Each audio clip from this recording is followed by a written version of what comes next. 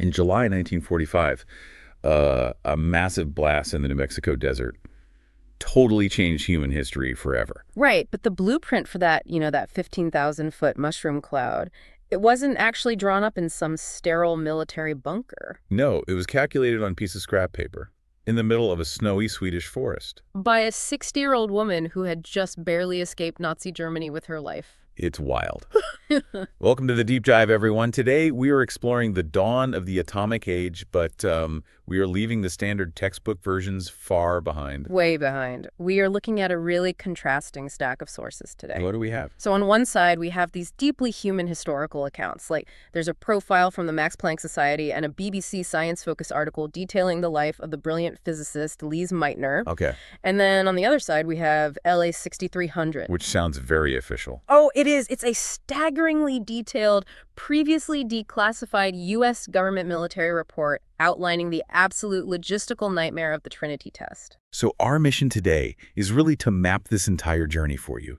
We are tracing the path from a frantic, terrifying train ride across the Dutch border to the elegant mathematics of splitting the atom, and all the way to the gritty, dust-choked reality of blowing up 100 tons of TNT in the middle of nowhere. It is a huge leap from theoretical math to desert logistics. It really is. Okay, let's unpack this. So the human drama behind the theoretical breakthrough starts in July of 1938. Right. Lise Meitner is a pioneer in nuclear physics. By this point, she's almost 60 years old and has spent decades building this incredibly prestigious career at the Kaiser Wilhelm Institute for Chemistry in Berlin. She even helped discover the element protactinium back in 1917, right? Exactly. She was brilliant. But because she is of Jewish descent living in Nazi Germany, her life is in imminent danger. The regime had just introduced policies prohibiting scientists from leaving the country. So she was essentially trapped. She was completely trapped. The BBC article details her escape, and I mean, it reads like a thriller. Oh, totally. She is forced to leave her entire life behind, and she boards a train heading for the Dutch border. And she's accompanied by a Danish chemist named Dirk Koster, who he'd quietly negotiated special permission for her to enter the Netherlands. But the terrifying part is that she doesn't actually have the right papers to leave Germany. No, not at all. All she is carrying is an obsolete Austrian passport. The sources describe a 10-minute window on that train that is it's almost unimaginable. Yeah. A Nazi military patrol boards the train to check documents, and Meitner later recalled that she was so frightened her heart almost stopped beating. I can't even imagine. Right.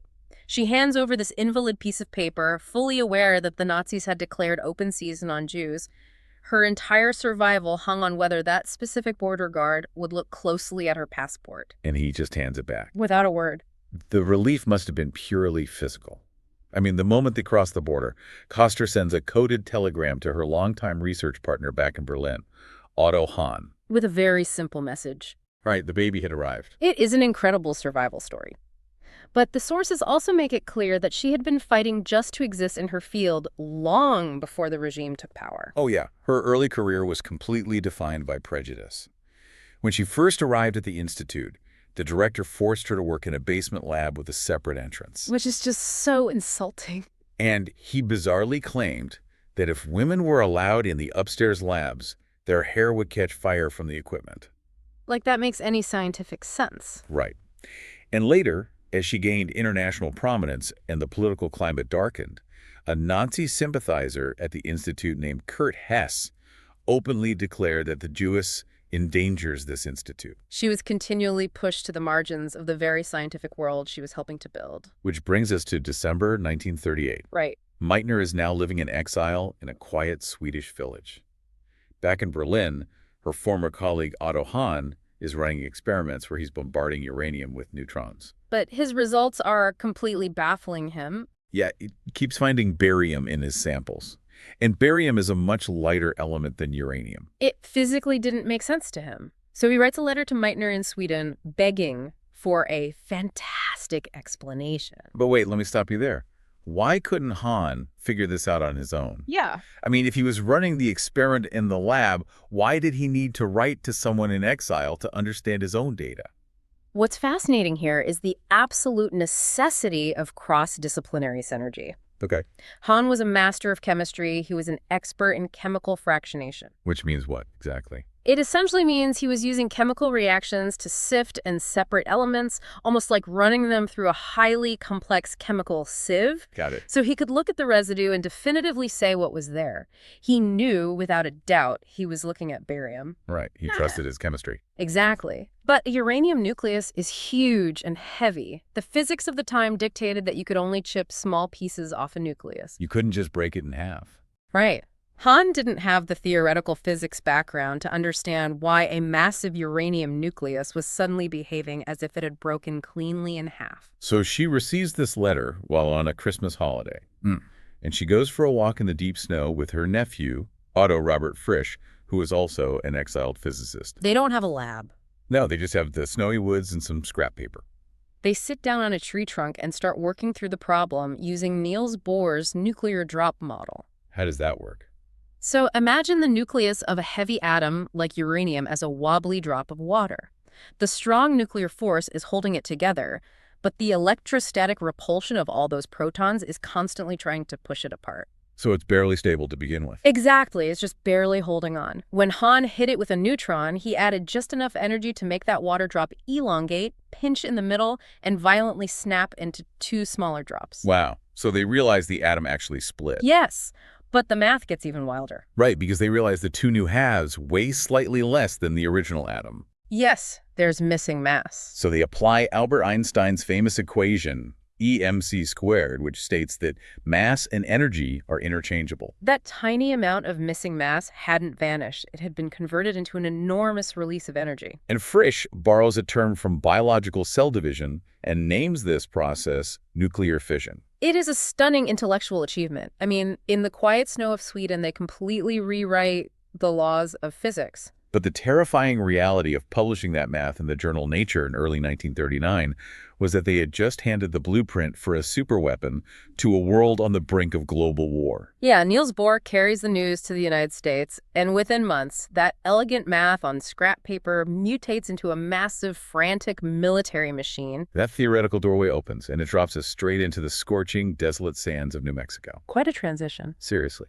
This is where we open up the declassified U.S. government report, LA 6300. We're fast-forwarding to March 1944. The Manhattan Project is in full swing.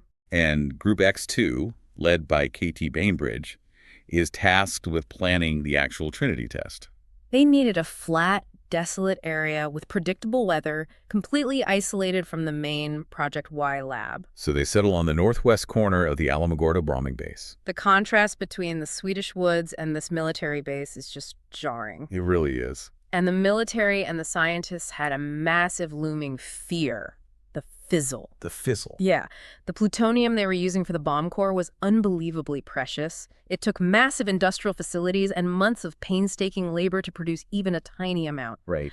So if the conventional explosives surrounding the core failed to trigger a proper nuclear chain reaction, like if it just blew up like a normal bomb, they would scatter this priceless radioactive material all over the desert and lose years of progress. Oh, wow. So they needed a safety net. They really did. And they engineered a uniquely brute force solution. They built Jumbo. Yes, Jumbo. Here's where it gets really interesting for me. It's basically like building a giant, indestructible bank vault just to test a firecracker inside. That's a great way to put it. So if the firecracker is a dud, you don't lose the gunpowder. Exactly. Jumbo was a 214-ton steel vessel. 214 tons? Yeah, it was massive. The plan was to hang the atomic bomb inside it. If the nuclear core was a dud, the massive vault would contain the explosion, and they could literally scrape the precious plutonium off the walls and try again. Transporting a 214-ton steel behemoth across the country and into the desert was a monumental engineering feat in itself. They had to build a special multi-wheel trailer just to move it. But reading the LA 6300 report, the crazy plot twist is that Jumbo was ultimately abandoned. Yeah, they just left it sitting out in the desert. Wait, if they went through the absolute agony of building and transporting a 200-ton steel vault, why on earth wouldn't they use it? Did it break during transport or sink into the sand? No. The science just outgrew the safety net. What do you mean? Well, as the physicists gained confidence in the bomb's design, Jumbo transformed from a vital failsafe into a massive liability. How so? The report details that if the atomic bomb did work as designed, the sheer heat and force would instantly vaporize that 214-ton steel vessel. Vaporize 214 tons of steel. That's hard to even picture. And vaporizing that much steel would absorb a massive amount of the explosion's energy. Oh, I see. That would completely ruin their blast pressure measurements. And understanding the raw blast pressure was the entire point of the test. The military needed precise data on how the weapon would behave in actual combat. But abandoning Jumbo created a terrifying new problem. Yep. They had zero real-world data on how an atomic bomb would actually behave. And they no longer had a containment vessel. They couldn't just detonate the real thing on a whim and hope their instruments survived. They were flying completely blind. Their measuring instruments were calibrated for normal conventional explosives, not nuclear fireballs. Right. So they needed a massive dry run to test their gauges, their high-speed cameras, their communication lines, and their safety protocols under extreme conditions. Which brings us to May 7, 1945. The 100-ton TNT calibration shot. Yes. To simulate the physical shockwave of the bomb, they physically stacked 100 tons of conventional high explosives on a 20-foot wooden tower. Just a massive pile of TNT. But they didn't just want a big boom. They laced the TNT with 1,000 curies of highly radioactive fission products brought in from a reactor in Hanford. Right, and to give that some scale, 1,000 curies is a massive, lethal amount of radioactivity if you are exposed to it directly. So they intentionally created what we would now call a dirty bomb. Exactly. They needed to trace where the poisonous fallout would go in the atmosphere. Okay, that makes sense. By lacing the conventional TNT with real radioactive material, they could follow the wind patterns, test whether their lead-shielded recovery tanks actually protected the drivers, and figure out how to safely pull soil samples from a radioactive crater. The blast goes off at 4:37 a.m. It creates a luminous sphere and a mushroom cloud that rises 15,000 feet into the air. A huge explosion. But reading the LA 6300 report, the explosion isn't even the focal point. No, it's not. The report is just this endless catalog of logistical nightmares. If you've ever tried to organize a simple outdoor wedding and panicked over the catering, imagine trying to coordinate a top-secret experiment with hundreds of people. But your biggest enemy is desert dirt. The report complains bitterly about the primitive conditions. I bet. The microscopic dust in the desert was getting into absolutely everything. They were using delicate instruments like piezoelectric gauges to measure the blast pressure. What are those? Well, these aren't just simple dials. Piezoelectric materials generate an electrical charge when you physically squeeze them. Oh, okay. So the blast shockwave squeezes a crystal, sending a voltage spike through a wire to a recording device. But the desert dust was settling into the wiring and the mechanical parts, completely ruining them. Just from the dust? Yes. They literally had to stop the scientific work to blacktop 20 miles of desert road just to keep the dirt from destroying their million-dollar equipment. And the mundane problems just keep piling up. The radios were plagued by crosstalk and random interference. Yeah. Imagine trying to coordinate the countdown for the most complex scientific experiment in human history.